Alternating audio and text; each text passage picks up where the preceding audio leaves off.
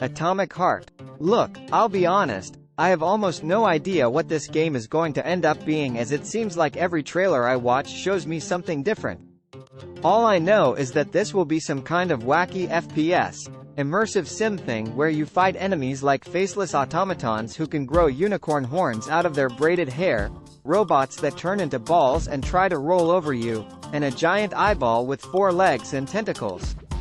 And that's just from one trailer I watched, and that wasn't even the weirdest trailer. The whole thing looks like a successor to BioShock that takes place in an alternate universe Soviet Russia, complete with you getting weird superpowers that you fire with one hand while the other uses complicated and bizarre firearms. It could end up being very bad, but it looks so out there that I need to play it. So yeah, give me the weird Russian BioShock game please. Bomb Rush Cyberfunk. Despite owning a Sega Dreamcast which I truly loved, I've never actually played Jet Set Radio. And yet its spiritual sequel, Bomb Rush Cyberfunk, has captured my interest in a way few games ever have, which is why its repeated delays have been so disappointing. But Team Reptile seems to think that perfection takes time, and if perfection is what they plan to provide, I will have to patiently presume it'll be worth the wait. And judging by the oh-so-funky trailers that Cyberfunk keeps putting out, it will be. Street Fighter 6. Finally, I get to representative this game on a most anticipated list. So, what can I add to the conversation regarding the latest Street Fighter? Stacy mentioned SF6 brings good vibes back to the series. I think that's a strong jumping point. Fighting games are an intimidating genre with a steep learning curve. Figuring out the notorious quarter circle movement alone turns many players off. So, unless I duke it out with highly competitive strangers online, I find myself playing single player. A lot. It gets lonely. So, thank goodness Street Fighter 6 is learning from SF5's mistakes and reaching out to casual fighting game fans. Between the pared-down, modern, control scheme, ridiculously fun extreme battles, and the chill AF battle hub, SF6 feels like a game best enjoyed with a group. Yes, I love the drive system. And the netcode is smooth like butter. But will I convince my friends to play Street Fighter with me? Well, I'll have a fighting chance. Skull and Amp. Bones. As an avid enjoyer of the pirate world, I was on cloud 9 when I heard that Skull and Amp. Bones is being developed by Ubisoft. Our first look at the game displayed it in its entire pirate glory. Players assume the role of an outcast who will venture into the giant world to make a name for themselves. From ship battles to the law's attempts at stopping piracy, this game has everything. So, will I be spending my days playing this game when it comes out? Aye aye, Captain. Path of Exile 2. Path of Exile 2 isn't a sequel, but an expansion to the first, which doesn't have a release date yet. Prior to playing the first game, I didn't expect to like it. I tend to gravitate towards survival crafting games and visual novels, so I was skeptical at first. Somehow, Path of Exile quickly became one of my favorite games. Sure, I don't really know what I am doing half the time, but sitting back and slaying enemies in labyrinth-like maps is therapeutic. With Path of Exile 2, I'm excited to do it all again in a brand new campaign.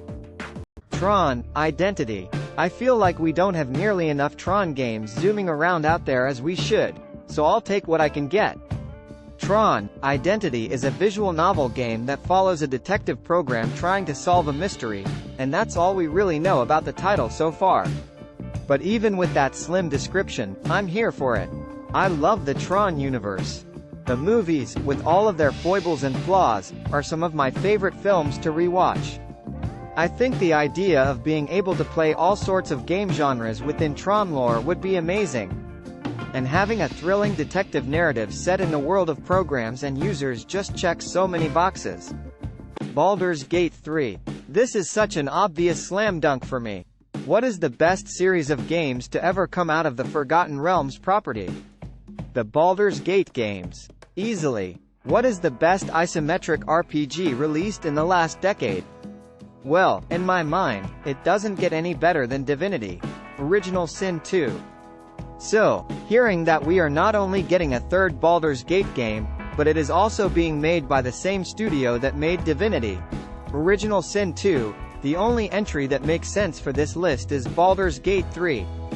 The Great War, Western Front. Big, overcomplicated historical strategy games are my jam. Total War has always been hit or miss for me despite that, but this World War I title from former Total War devs definitely has my eye. The Great War has always gotten less attention in media than World War II, but that seems to be changing over the last few years. With so many shooters dedicated to the era, it will be great to see a grand strategy game that gives proper scope to the conflict. I love seeing emergent narrative in games, and Western Front looks like it will have plenty of opportunities for that. Shell marks and trenches remain on the battlefield for the duration of the campaign, so if you fight in the same place the effects of previous battles will be present. We'll see just how deep it goes when the game launches. Starfield. I'm a real sucker for space opera. I like the genre when it comes to film and television, but I love space opera the most when it comes to video games.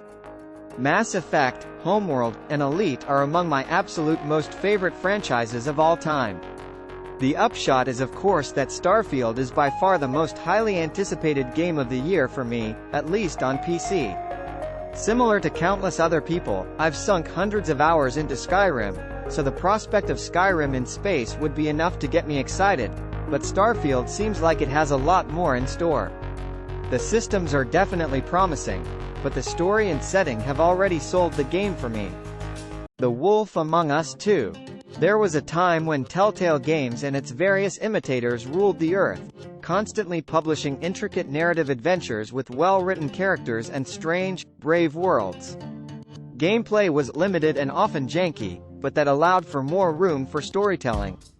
Telltale then imploded under the weight of top-level mismanagement and crunch, but The Wolf Among Us is returning as Telltale finally gets its act together. A twisted fairy tale world built on mythos and legend, TWAU is what would happen if Raymond Chandler wrote Once Upon a Time. Warhammer 40,000, Space Marine 2. We don't have a release date for this yet, so I'm being a little hopeful by pegging it for 2023, but I think we could see Space Marine 2 before the end of the year. Space Marine was a better third-person shooter than many people gave it credit for, even if thunder hammers were overpowered and the most fun activity was squashing grots with your rolls. We've got Tyranids instead of orcs in the sequel, and it appears that Titus has had a Primaris upgrade, making him bigger and badder. To be honest, I'm just hoping for more of the same, shooting and slashing in a grimdark universe.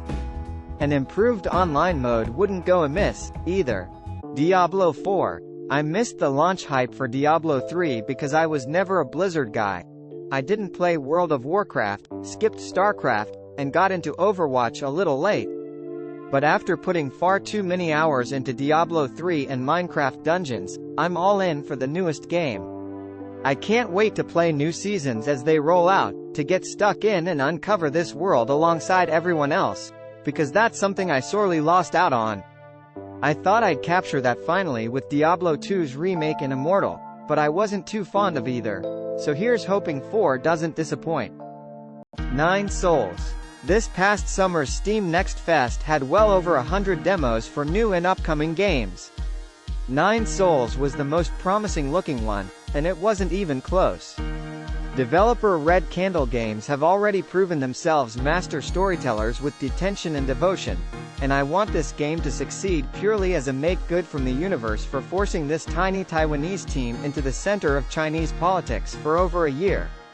But even without all that going on, the 9 Souls demo was stunningly beautiful and disturbingly atmospheric.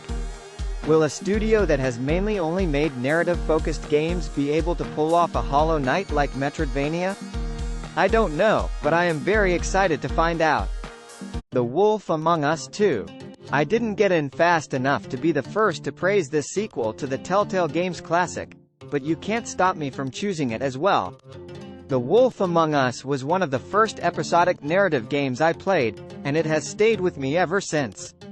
Unique takes on fairy tales have always been a huge pull for me, and TWAU remains one of the best.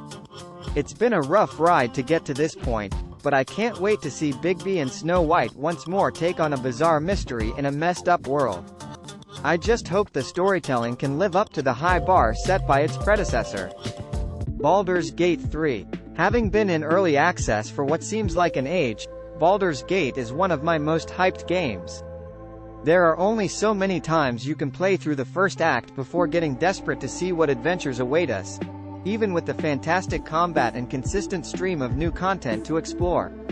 I have some lofty expectations for the later parts of the game, but I'm also confident that Larian is going to deliver something special and engrossing. Like a Dragon, Ishin. As someone who purchased Yakuza Ishin in the hopes I could muddle through despite not knowing Japanese, spoiler alert, I could not. I am looking forward to enjoying Ishin properly next year.